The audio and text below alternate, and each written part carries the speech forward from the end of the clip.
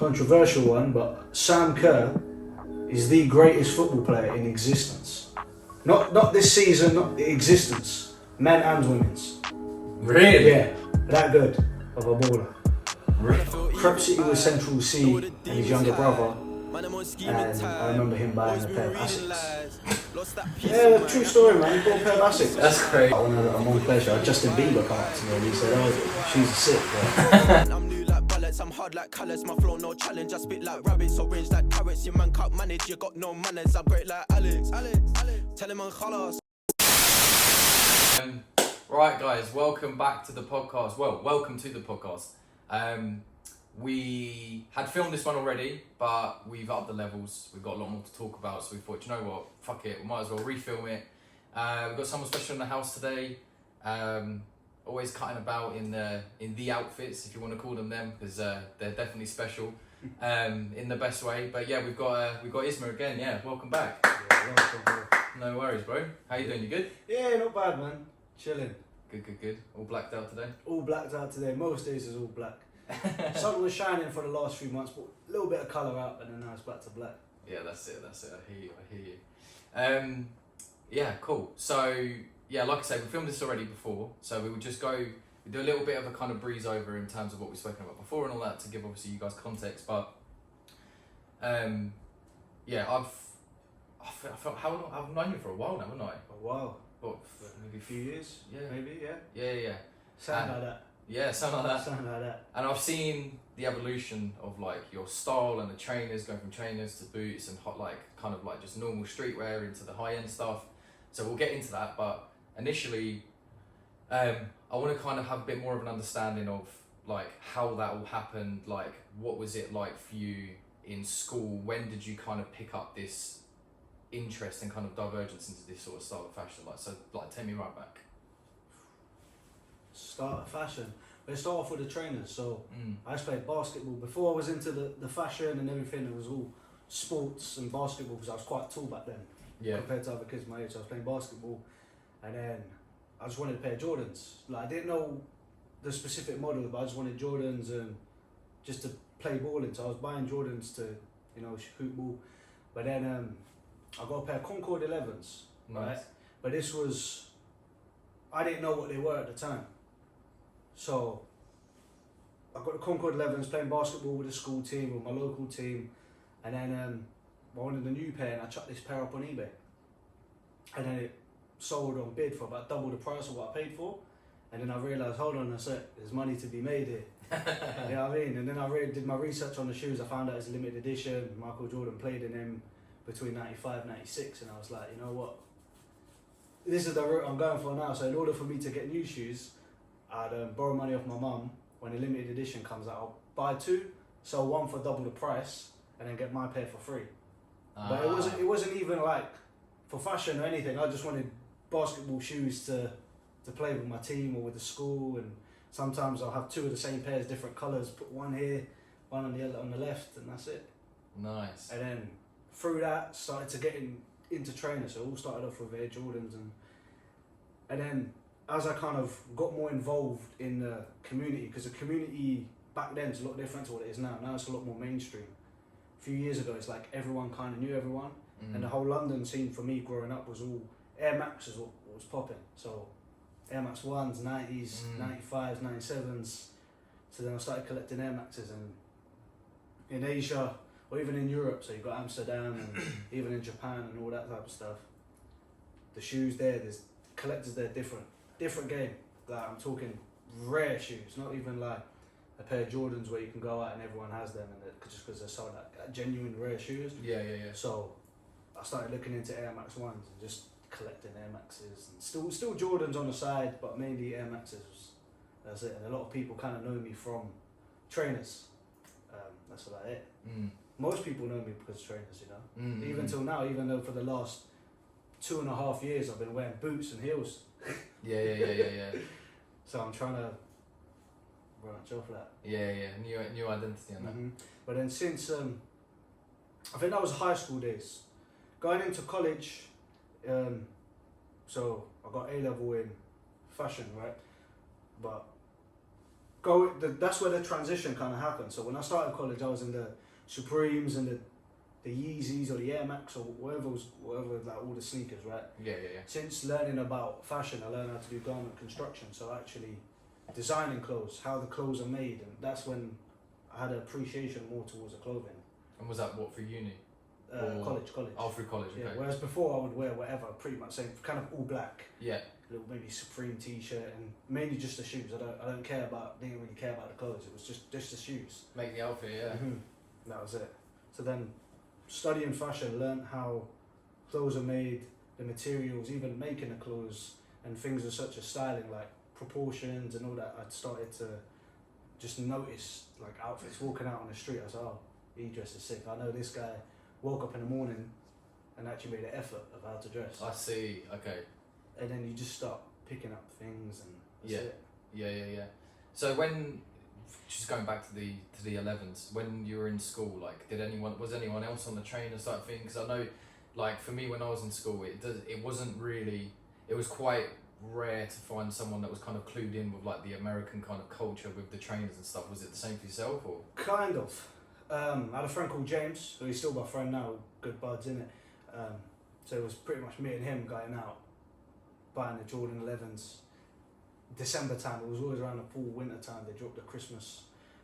So we'll go out there in the morning, 7:30 it was back then, wait in line, get the shoes, go home. And that was it. Mad, yeah. And then so obviously it was pretty much me and him were like the Yeah. first to kind of do it. But I was into my trainers for basketball, but he was on the complete other side of the year, so I didn't know. It was a mufti day one day, and we were both wearing the kicks, and then conversation happened. I see. And then I realised, oh, he's into kicks. So it was pretty much me and him were kind of started it off in the school, and then the rest then followed. I see. Okay, cool. So just because then we can kind of get a little bit of an insight to the time frame. So what were some like big, because obviously when you were into Supreme and stuff like that, like what were some of the big pieces at the time? Do you know what I mean? Because obviously you've got like the cowboy print jacket that came out, all that sort of stuff. Was there any sort of like stand-up pieces, just to get a bit of a timeline? Do you know what I mean? A timeline of, I say for me, put me on the spot here. In my mind, there's loads. I'm like, there's so many. It's hard to categorize it. Back then, Supreme was completely different to what it is now. Yeah, so different. So like, if I named certain pieces back then, it was banger. Like the By Any Means Necessary North Face. Oh yeah. That was a banger. The patchwork anorak. Do you remember that one? Mm-hmm. Yeah, that was sick. That was sick. Oh, there's so much going on. If box logos back then, if you had a box logo around 15, 16. You were the guy. They were expensive. They're going for £1,000. I know. A box logo. You go on Facebook group today, you get one for £150, £200. It's crazy. Back then, they were going for £1,000. They had a good run though. They had like a Drake run, but just in clothes. But you have to respect Supreme still, even though I don't wear it now. That's like kind of what started it as well, though, into the fashion. Yeah. But at the same time, it's like, I couldn't afford a £1,000 hoodie, but I could afford a £150 hoodie, which has got the value of £1,000. But that's the thing. Sometimes I don't knock streetwear and Supreme and Palace because that's everyone's kind of starting point in fashion. Yeah. Because you still want to dress a bit different. You're wearing limited edition pieces. That's everyone's starting. Yeah. I completely agree. That's like everyone's evolvement. Yes, you have to evolve. You can't go from dressing in t-shirt, Air Force and jeans, like what you're wearing right now, to straight boom like this. Yeah. I mean, you can, but there's got to be some sort of transition in there. Yeah. It's not really like a change like this. Yeah, 100%. It depends on obviously where you are, like in that sort of journey. Because I've got some more like louder pieces and stuff, but this is just almost like uniform now. Do you know what I'm saying? That's it, standard uniform. Yeah, no, I hear that.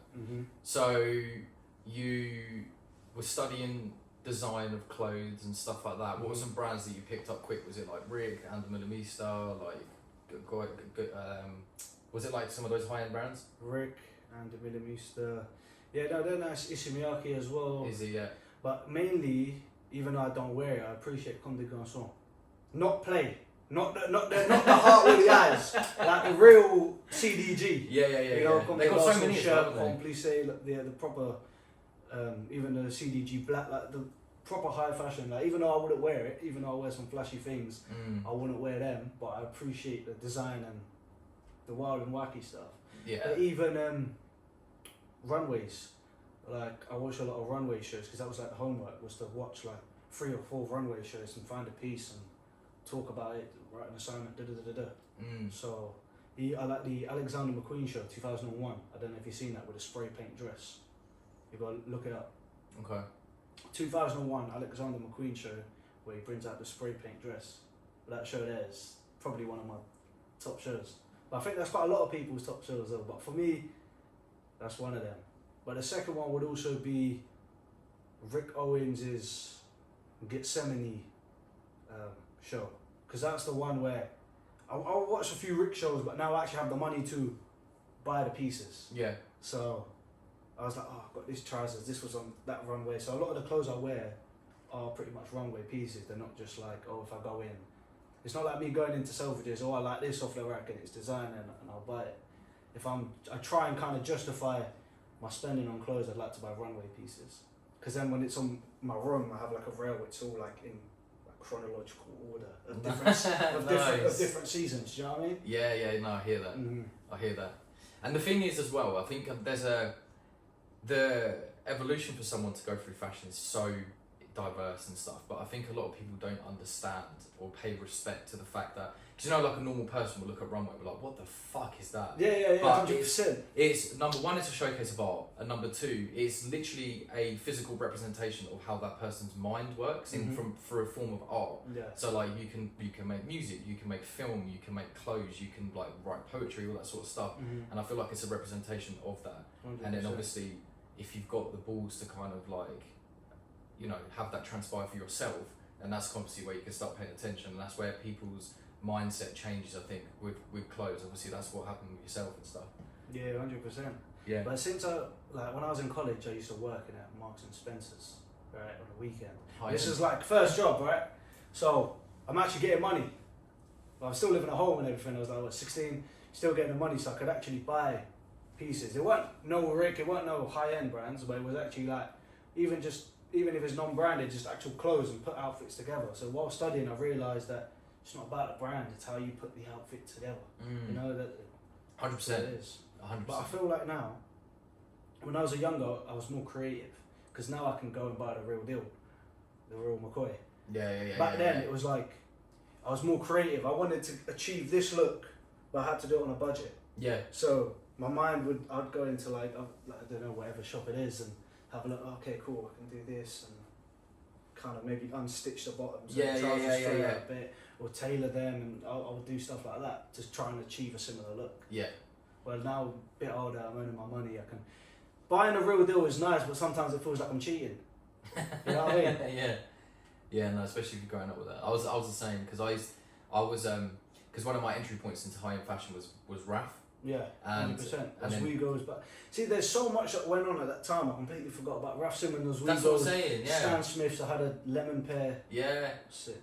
Yeah, no, because Raf was a big entry point, especially with like, I mean, he's a bit of a prick now, but like with Ian Connor, like bringing it up and stuff like that, and all the brands that they put on, and ASAP Mob and all that sort of stuff. It all happened so fast, and there's so much that went on in that time. Completely forgot about ASAP Mob, Ian Connor, Nasty Noah, Lil Yachty. Back then. But Arse Pizza as well. Arse Pizza, that's it. Knitting. Yeah, crazy.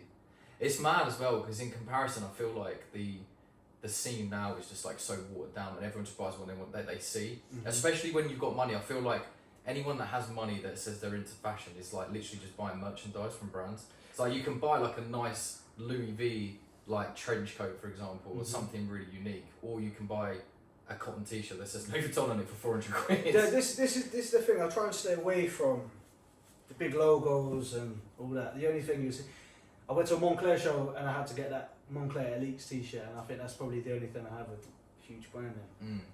Besides that Burberry monogram tracksuit, but there I think there were only 2 pieces. Other than that, it's like, the reason I like Rick is like, if you know, you know. Yeah. You see the silhouette. You see them trousers with the long drawstrings and silver zippers. You know. 100%. It's got that silhouette, as you said. So. Yeah, no, 100%. Okay, cool. So, so you got into the clothes, obviously, in that sense, obviously, like the higher end appreciation, all that sort of stuff. And then, so at what point did you start like doing styling? Because I know you did styling for like and all that sort of stuff, and some other people. Like, when did that start? And how did that happen? I I don't even know, you know. It's just it just happened. Just thing is, it's all linked back to the culture of trainers. So kind of everyone knew everyone, and me in that scene, kind of a lot of people knew me. So then they kind of know me from my trainers, my style, but I always dress differently. So I had a friend. He's like, oh, you dress sick and everything, and he introduced me to these rappers, he introduced me to these guys, and so it kind of all goes down like that. And I'm assuming obviously you really enjoy doing that.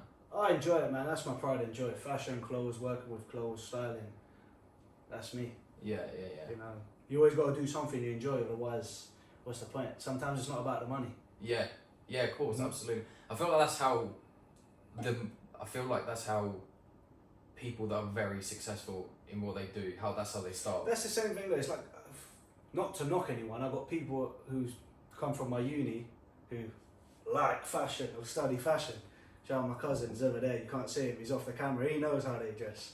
He knows they're into fashion because it's cool, do you know what I mean? Yeah. I'm into fashion, do you know what I'm saying? This is my bread and butter, this is me. So for me, I feel like if you're really into it, you'll find your way to break through. If you're really into it, you find your way to break through. 100%. I think that applies in so many different ways. It's like, for example, if you look at someone like KSI, he didn't even know that you could make money. He was just making stupid videos 100%. over and over again, and just loved it. And then got to a point where it's like, oh shit, I can make a lot of money here. Yeah. Now he's like a multi-millionaire, that part of like a £1 billion company and all that sort of stuff, and that just comes naturally. And that's the thing, and it's like pushing through those adversities with people being like, what the fuck are you doing, this and that and whatever, like that's when you know that you really like it, because you don't care. That's it. Do you know what I'm saying? But even if you dress nice, you have people start approaching you and everything. It's like when I was at a Montclair show, Justin Bieber come up to me and he said, oh, shoes are sick. Like, I didn't even know it was him until after he spotted me and went off. Because it happened so fast. Yeah, that's the thing as well, and I think it comes full circle. You know what I mean? It comes full circle. You're kind of in a situation where it's like, right, okay, I'm going to keep doing this. People say this and that and whatever, and then you get through to a point where you're like, okay, now I can really enjoy it, and you're just kind of glad that you push through to that point. 100%. There's always ups and downs in fashion, though. You know. I said, like, even me, I was telling my cousin on the way here, oh, 15, 16, 17, that was my peak. Everyone knew me. I was a little kid in my trainers, but back then I was like the youngest doing it. So in that scene, it was kind of like me, and everyone was like 25 plus, 30 years old. So I was with all them guys, all the OGs back then. So it was just me. So everyone kind of knew me, and all the kids used to follow me because I was like probably the only one doing it. So that's it. But I said, if you dress nice, the things will come. Literally, it gets attention and from the right people. Because if you look at a brand, or not even just a brand, just fashion industry in general, it's so big. And there's so many people within that industry everywhere. So you can look cool and they can approach you, hit you up and all that type of stuff. Yeah. I think as well, it's about like the energies that you're putting out. And I feel like even if you don't say a word, and if you really kind of believe in what you're doing and you actually enjoy it, then people can like recognise that from a mile away. You've got to give it 100. Just I walked to the train station today in the rain. I was like, no, you got to give it 100, man. I'm walking down here in my heels and my glittery trousers. You just got to give it 100, do you know what I mean? Yeah. And if you do it well enough, people are just like kind of snap a neck. Yeah, but I always say, if you give it 100% and it doesn't work out, at least you know you're giving it your 100%. But I'm a firm believer, no matter what industry or wherever you're in, if you give it your 100%, there's always a way. There's a way. Interesting. Okay, cool.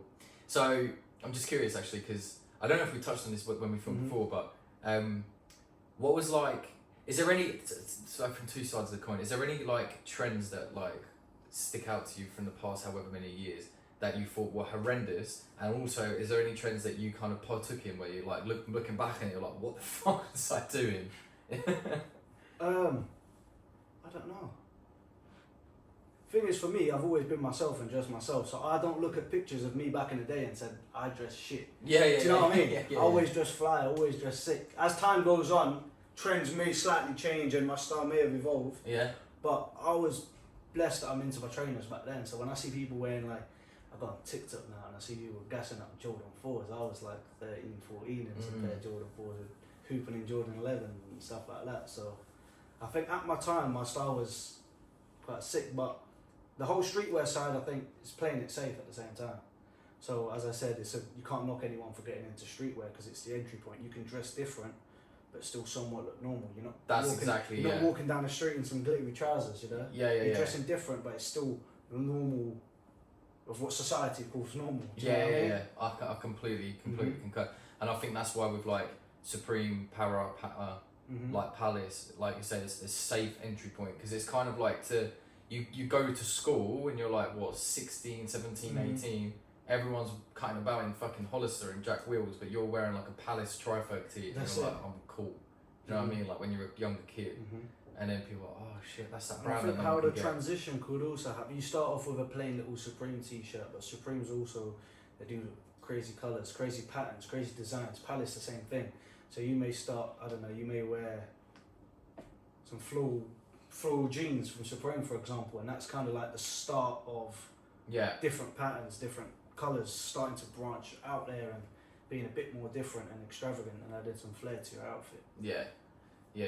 No, 100%.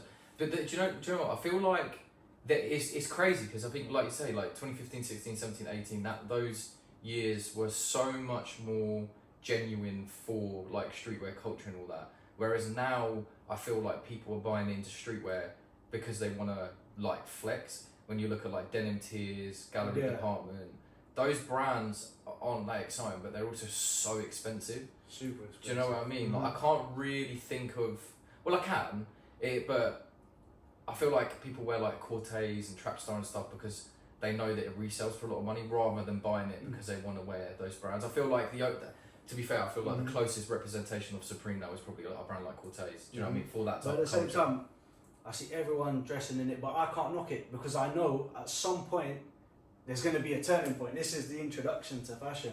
Everyone gatekeeps fashion. Don't want more people come. I want more people into it. I want people dressed in fly and sick. I feel like this is the entry point. Now they're actually paying attention to what they're wearing, even if it's Cortez. Like this is the starting point. Yeah. I guess it's still an entry point for people to actually care about what they're wearing. I guess. But some outfits are still horrendous though. But yeah, no.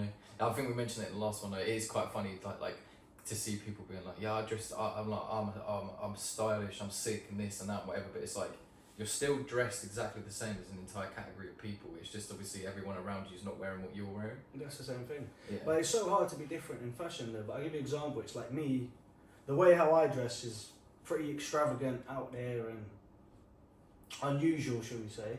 However, there's a strong Rick community. There's everyone who wears a Rick. If you put us all in the same room, we all look the same. That's so true. If I go to a Rick fashion show, I blend in. I don't stand out. Yeah, it's like those chicks that like dye their hair green and say they're different. Do you know what I mean? 100%. So no matter what you do, though, you ain't gonna truly be different. Yeah. Different, you know what I mean? But yeah. There'll be a pocket I could for walk you. down the street outside now or wherever, and I'm different. But if I'm in a room with people full of Rick, so when I go to fashion shows and stuff, I'm always like, how can I add that little extra? Yeah. To stand out. But I'd say, from my honest opinion, I would say that the way that you've evolved and kind of, picked up your style now, I would say that it's still different, it's still unique, it's still you. But there are people, like in the fashion scene and community, and you're just like, what are you wearing? Like you're doing too much. Like what are you doing? Like there's none of it goes together. It looks terrible. Proportions look bad. Like it's styled terribly. But then they're just like, yeah, I'm wearing this brand. It's just like, what are you doing? Man, do you know what I'm saying? That's it. Like there's some Donny in the States, and he was like wearing like some like long jeans, and then had like Balenciaga like ballerina pumps on, and then like some top that was like ripped to pieces, and then was wearing like a suit of armor helmet, so like walking around Soho in New York with it. That's terrible. Sometimes you're doing a bit too much. Yeah. A bit too much, like just to walk down the road. Like you gotta be comfortable, man. Yeah, imagine going Morrison's like that, like lifting up your little helmet and being like, yeah, can I get a scratch guard? Nah, it's too much. Sometimes a bit too much. You gotta. I don't know how to explain it. Sometimes you just gotta chill out of it. Yeah. Because I think be there's yourself though, man. Exactly. Everyone always says be yourself, but dresses like everyone else. Do you know what I mean? Yeah. But you just gotta be yourself. I guess that's it. I think The interesting thing with fashion and clothing as well is it's a representation of your personality. 100%. Do you know what I'm saying? Mm-hmm. So when people, you can tell a lot about a person, like what music they listen to. 100%. Especially music, but like their hobbies and stuff, just by how they dress, you know. Yeah. And you can see how easily influenced people are as well by how they dress. So. Yeah. I know exactly what you mean. Because if you go to an event and you see a guy in like a pair of like Jordan 4s with like a little bit of a flare on his jeans with a Gallery Department t-shirt and a Louis Vuitton man bag, you know that he's probably like into hip hop and rap and all that sort of stuff, and like likes Lil Baby, for example. 100%. Because that's obviously where their influence comes from, and it kind of like compartmentalizes But hip hop people. has always influenced fashion. Massively. Always, I think. Yeah. Even you go back to the 70s, Run DMC, Adidas Superstars, Shell Toes, it's big out there. Culture in Jamaica, Clarks, Yeah. you know, dancehall artists, Popcorn, Vibes Card, influence Clarks. So everywhere there's always a little, music always has influence in fashion, Always, yeah. Even when you look at like mods and stuff from the 60s, obviously with the Doc Martens and stuff, and Harrington jackets. 100%, Doc Martens, Harrington jackets. That's it, man. Little Ben Sherman. Little Ben Sherman. Fred Perry, that's it. Yeah. But There's always been a little cult around it as well, so. Yeah. But at the same time, it's like, you could look at fashion stylists, but majority of people, musicians. You like a musician, you follow them, you start to associate with them, you start dressing like them. That's how it goes. Yeah. And talking about all of that, it's actually interesting because there's been a real crossover with, because back in the day, like when you're looking at like rappers like maybe like 50 Cent or Soulja Boy or whoever it was when they're coming up, it was kind of like the hip hop fashion scene. But now you look at these big rappers and stuff, like when you look at Gunna, when you look at Lil Baby, when you look at Lil Uzi Vert, they're really pushing the boat. Really pushing the boat. I see some crazy shit. You see that there was a clip of Gunna performing that Blessing song on stage, and he had those like big like leather jeans. I don't know. I think they were like big, like they were like furry, like flared. Oh, is it? Yeah. Oh. And they look like a centaur or something. I was like, but he rocks it. He looks sick. He rocks it, man. I see hella musicians wearing Rick now. So many. They gotta wear it right though. Oh yeah, they gotta wear it right. They gotta wear it right. I saw a picture of Lil Baby and he looked like Avril Lavigne. Like back in the day, I was like, yo, that's not it, man. That's not it. But they've got the money to try it. I guess when you're at that level, you don't give a shit. You're just like, I'll try it. But at the same time, you've got the money to get a stylist, man. There's some really good stylists out there that can sort it out. But at the same time, styling a rapper, like if I was to style a musician, right, it's not just putting him in the Rick. I need to spend a whole day with him, maybe a week with them, listening to their music, vibing, jamming, seeing their lifestyle, see what style goes with them. You know what I'm saying? Yeah. You know, even though the way I dress, I'll still put a rapper in a tracksuit. That's the culture. You know, it's always been the culture. So. Yeah. No, I hear that. Because it's got to be tailored towards that person. Like even the way that they speak in conversation could influence like what you want to put on them in a video. 100%. Have you ever worked with an artist or someone where you're just kind of like, you really need a lot of work here? You don't have to say anyone's names, but we're kind of just like, we need to do something here. Not that bad. Yeah. Not that bad. I just want to hold off the big logos and all that. But sometimes rappers have to portray that image, and at the same time, their audience, they're not fashion crazy like me. They want to see the big logos, they want to see the big chains, they want to see the crazy watches and all that. So sometimes, even though it's not my style, you gotta style them in a way that, you know, the audience will like, their fans will like, you know, to boost it up, because you're creating an image. It's not just an outfit. Yeah. It's the whole artist's image. You've got to direct it and curate it in the right way. Yeah. Yeah, 100%. Do you reckon there's been a shift? Because I feel like I've seen it, but maybe it's because like you pay attention to what you like, but I feel like there's been a big shift away from like the big logos and the big garish, like all over Dior coats and stuff like that. There's still obviously a pocket for it, but I feel like a lot of people, I mean, even with watches and stuff, like people are moving to plain Janes now and stuff. Like Offset was saying the other day, watches are crazy, man, because I always see what the Americans do, we do it a bit later, right, in terms of music. So started off all them Americans talking about Amiri jeans, and all the rappers here about Amiri jeans. But then you start looking at watches, right? Because I'm into my watches. Yeah. You see these Americans rocking their Rollies, and then they get their APs, and then rappers here get their Rollies. So at the same, I'm like, before I had my watches and all that, I used to see British rappers with a simple date just on there. I was like, wow. And then the Americans get the APs, and then the British rappers start buying the Audemars. And then once the American rappers started hitting Richard Milles Pateks, I'm talking 100 to 300,000 pound watches, I said, fuck, there's no way the Englishman's gonna keep up with this. But they do it. They do. They do it, and I'm like, They do. you have to respect it, man. They do it. They do. They really do. But Like, I respect the British culture and the music, man. It's like, just to show that you're up there, you can do this, but we can do it as well. but we're so small. Yeah, I know. In comparison, it's 100%. fucking crazy. Because in music, right, you'll probably know this. If you blow up in the UK, you blow up in the UK, you blow up in America, the UK comes with it. Do you know what I mean? Same thing as fashion, right? I could be the best dressed in my town, best dressed in my city, best dressed in my country. No one knows me in America. But once you get big in America, you get England comes with you. Yeah. You're known in England, you're known in Europe, Asia, you get the whole world that comes with it. Yeah. You break through out there, everyone comes through. Yeah, no, 100%. But that pop off of UK music's been crazy. Like, the amount that we've grown. I remember back in the day watching like Channel AKA Channel U and all that sort of stuff, and it'll be like homemade videos that get sent in and stuff, to now being in a situation where like Dave and Central Cee are doing what they're doing. Like 500 million plays on a song that's only come out this summer. Crazy. What? Mental. Like with Doja and stuff. And I remember you said before, like just to see that growth as well. You said you went to what? Crep City Crep with Central City, Cee. yeah. I went Crep City with Central Cee and his younger brother years ago, maybe about 8 years ago, I think it was. Yeah, it was about 8 years ago. And I remember him buying a pair of Asics. Yeah, true story, man. He bought a pair of Asics. That's crazy. Bought a pair of Asics. And it was mad. To now see the growth, it's crazy, man. You have to respect it.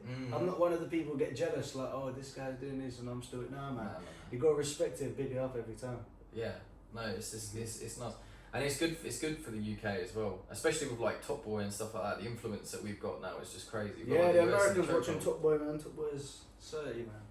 Got bare Americans and stuff saying like Wagwan. Wagwan. It's so chill. No, but it's good though, because the perception and it's a quite a real representation of our culture and what goes on there. Whereas in America, they kind of pretty much know of films and think we're all posh and yeah, drinking tea and that. Drinking tea with our pinkies up. That's it. I mean, some people, but yeah, it's not really a fair representation, especially in that space. But cool. So we've spoken about the evolution of kind of like music. Now I want to talk about, because I've seen your big involvement in terms of like you with football, right?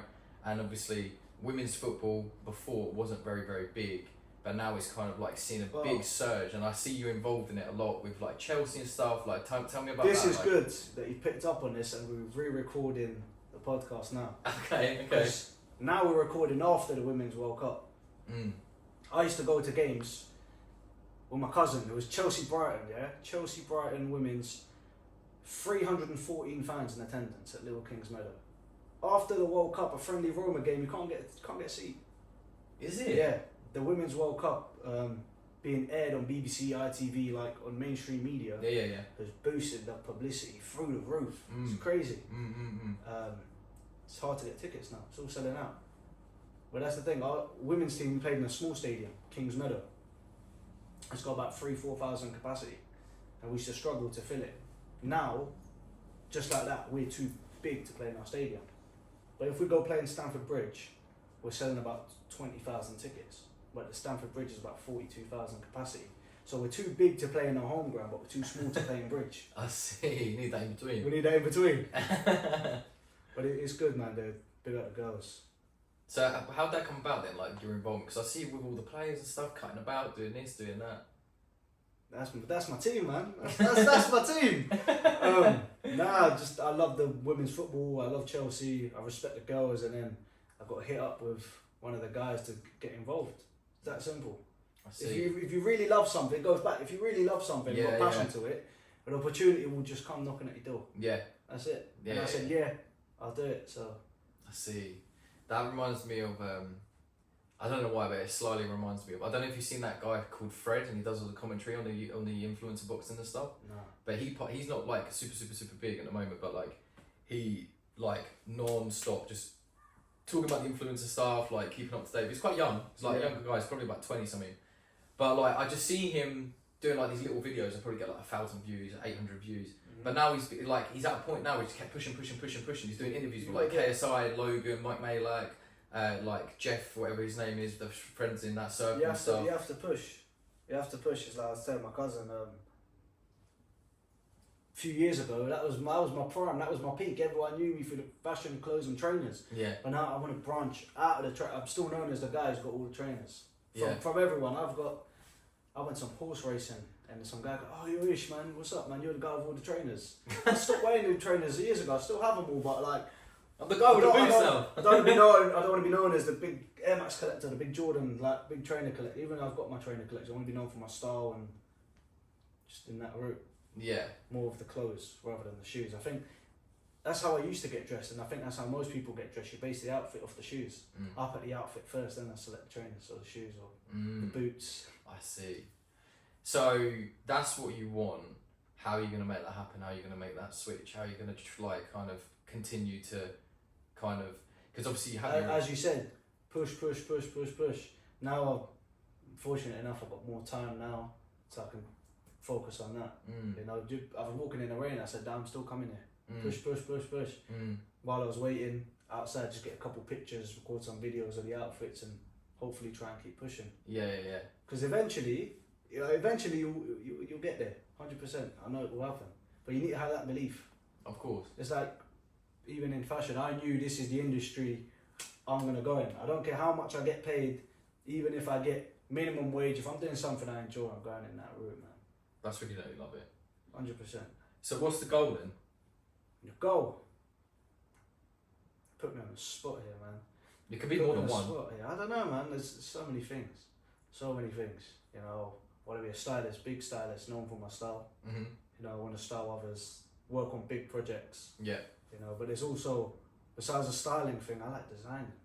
Okay. I like making clothes, but proper clothes, cut and sew. Yeah. Hand make them myself, you know. Maybe start a brand, but I do love my styling. Yeah. So I want to be known. Shout out Zoe Dupree, he's a Lil Keed stylist. He passed away. Oh yeah. But he was young thug stylist as well. He's inspiration to me. I know him as well personally, so that's the guy I want to be. I see. Would you ever consider doing kind of, because like you can do styling for like movies and stuff? Yeah, like, styling for movies, but I also want to be like more of the route of a fashion director. I want to direct shows. I want to direct campaigns. That type of stuff. Okay, I can see you definitely doing that for sure. Yeah, because you can. It's mad because even in every kind of subculture and whatever, there's standout people for that space. Do you know what I mean? Yeah, 100%. Yeah, so I can definitely see that happening. Got to narrow it down and just tunnel vision, push. So that's got to be, man. But that's with anything you do though, not just fashion.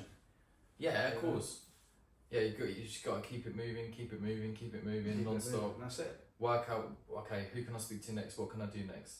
And it's like one of those things as well. I don't think people understand as well. Like even from running a brand, like I think that's, and I've prefaced this before in the podcast, but I like having conversations with people like yourself, or you know, like shout out to Adam from Social Kick and stuff like that, who I've really filmed with, but that'll be coming out later on. But there's a 99% and there's a 1%, and 99% say, and then the 1% do.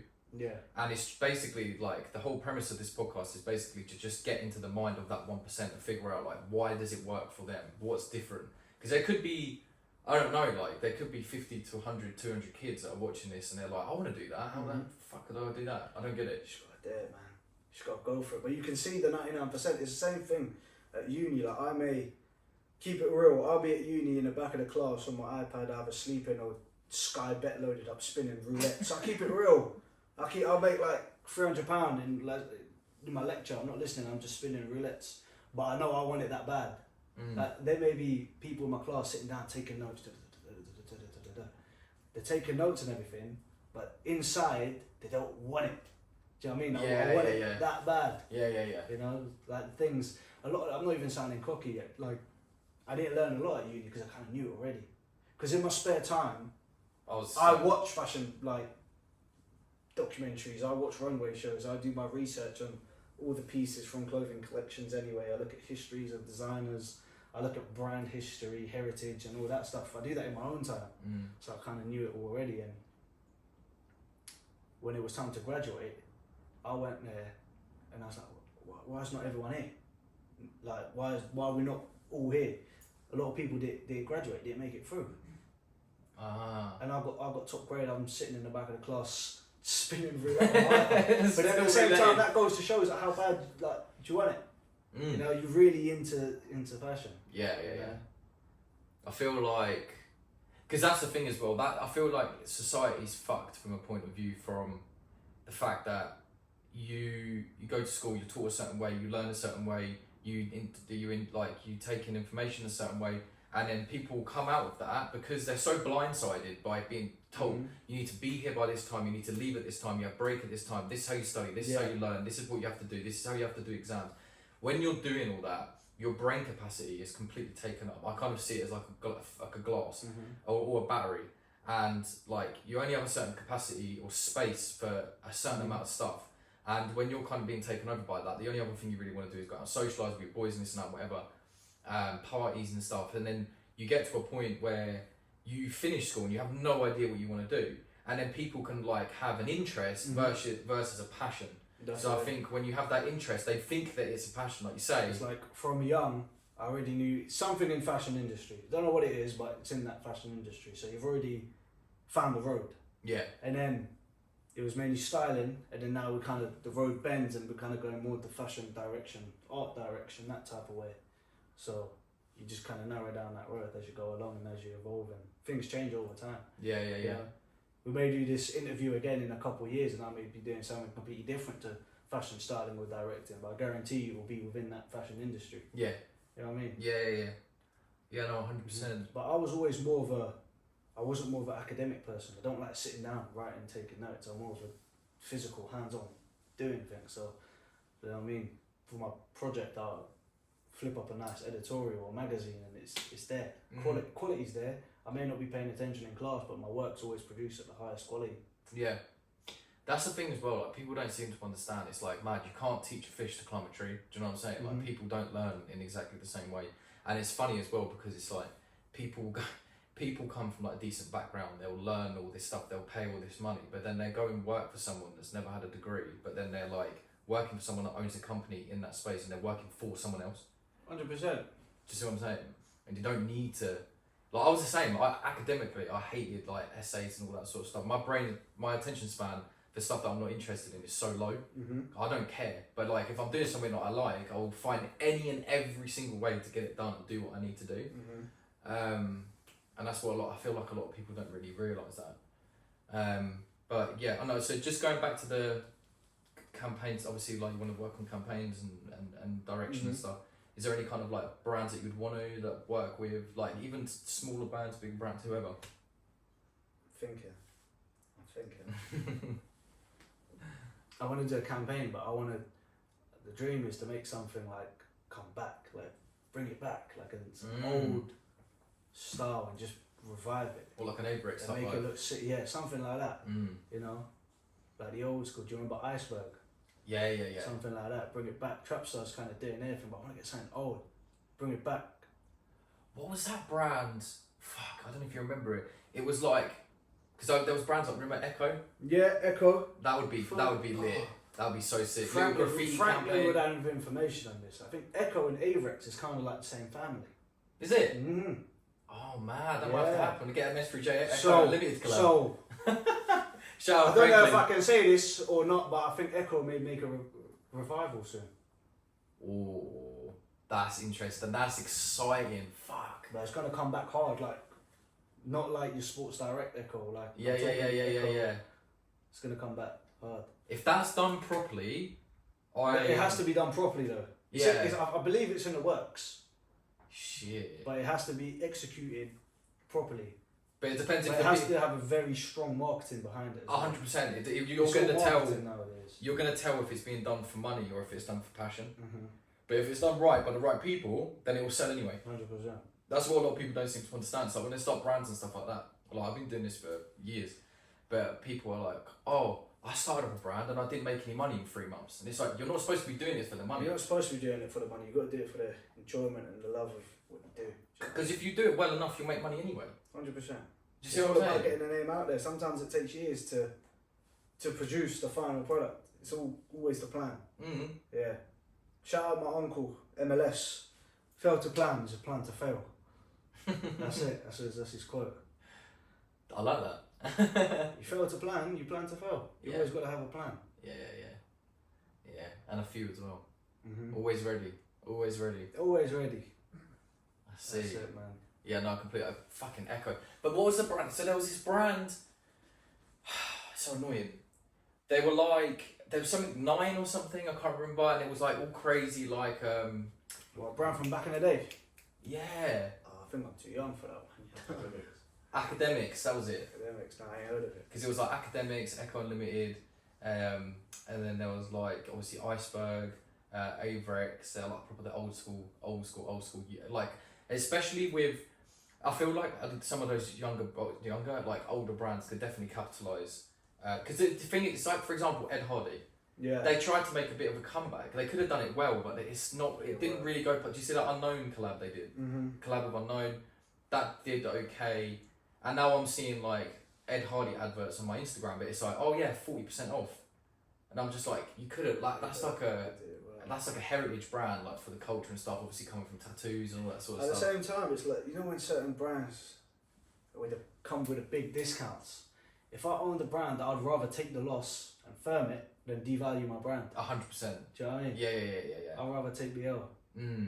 There's those brands as well, like, but I guess they're money motivated. But there's so many brands where you've got like at any time of the year, we go on a website and it's got discounts on everything. When a brand has been around for so long, it kind of goes through generations, right?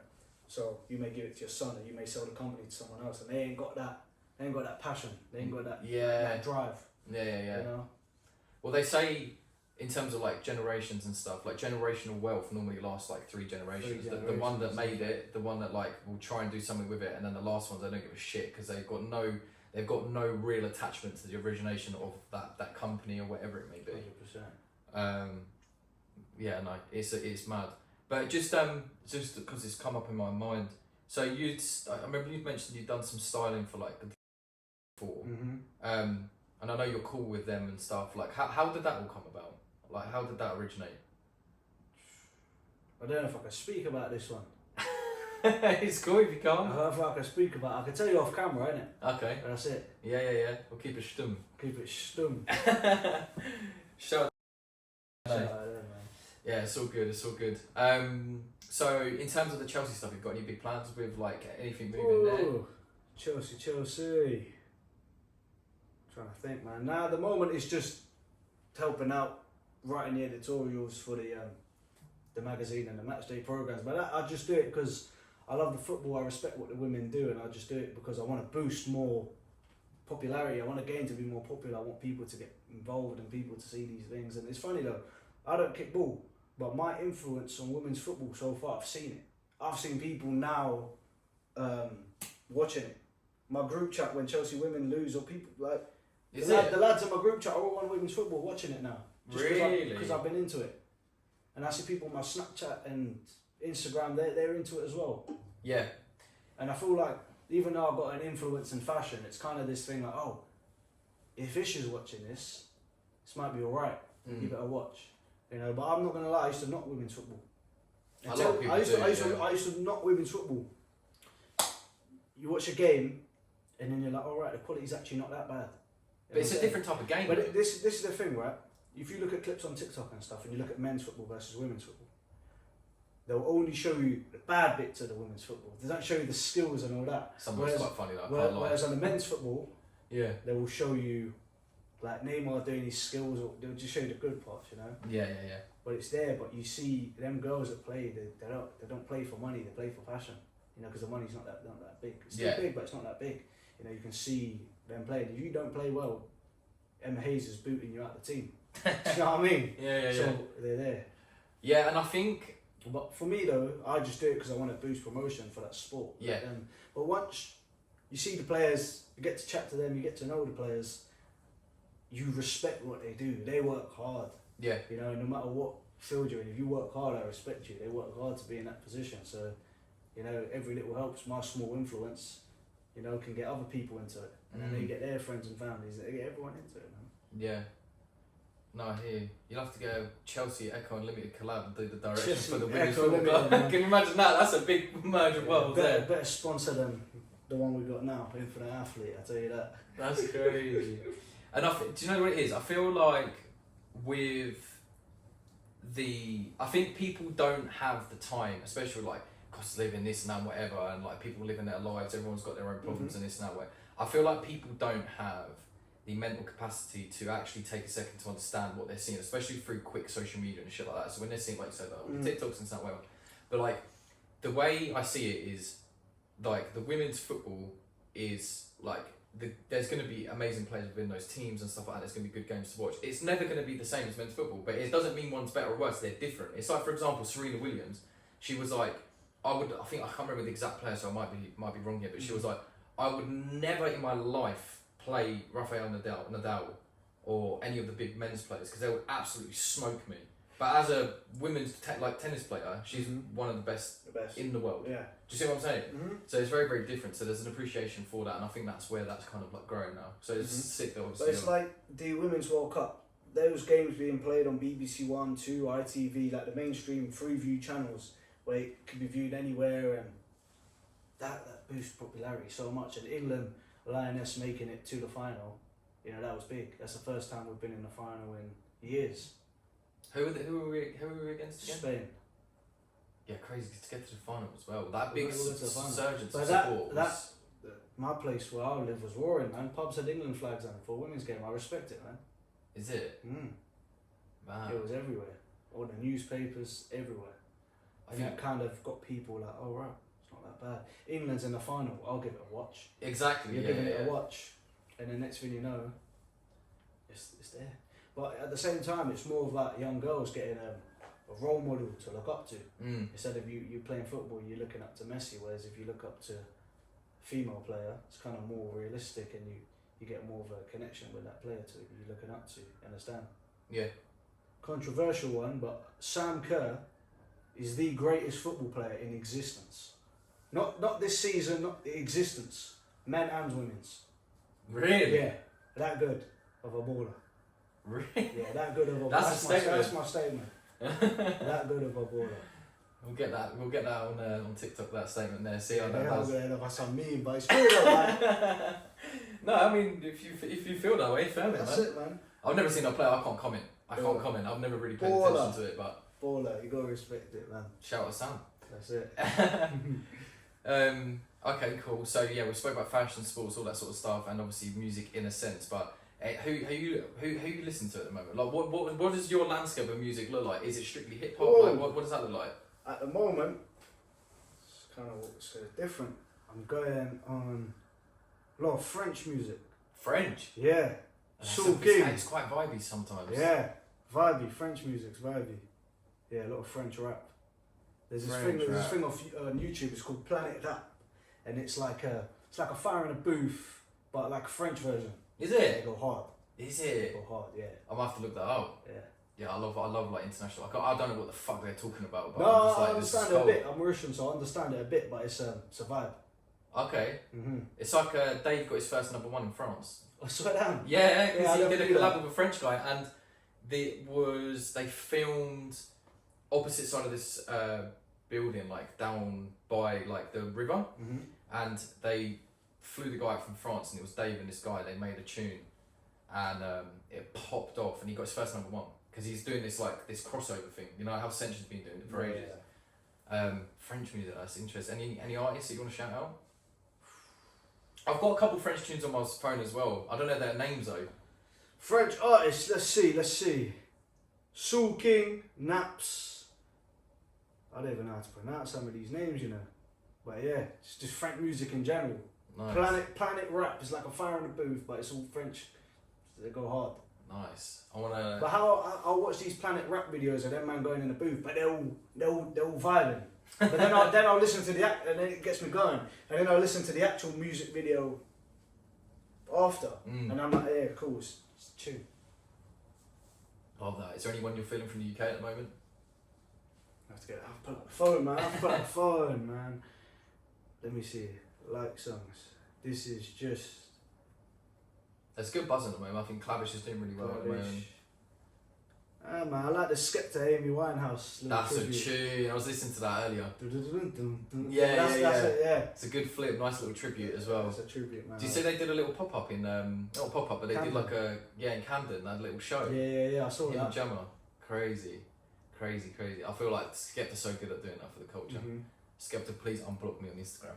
He's blocked you. Yeah. I'm not going into that story, but yeah, he's got me blocked on there. Bit of a long one. It wasn't even my fault, to be fair, if I'm being real, but it is what it is.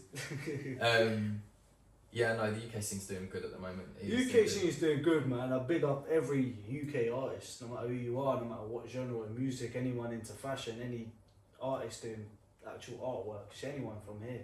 Yeah. You know, the goal is always to blow up and branch out. Yeah.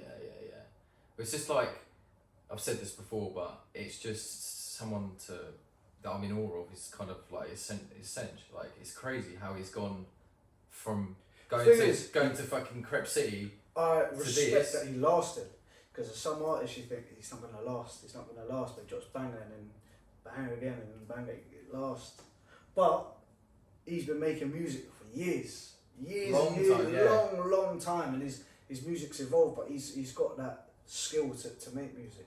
Yeah. That's what people don't realise as well, though. He's been doing it for years. Well, people say it takes a long time to become an overnight success. Do you know what I'm saying? 100%. Because he picked up a GRM Daily Award or something. He picked it up and he was like, I really appreciate it. He was like, I'm not a newcomer though. Yeah, I'm not a newcomer though. And I was like, that's fact. Because I remember him when he was like, what, 15, 16, he had that crazy voice, like real high pitch, like doing all the sing-song stuff. But then when puberty hits and then that's it. Yeah, like literally, it's like two different people.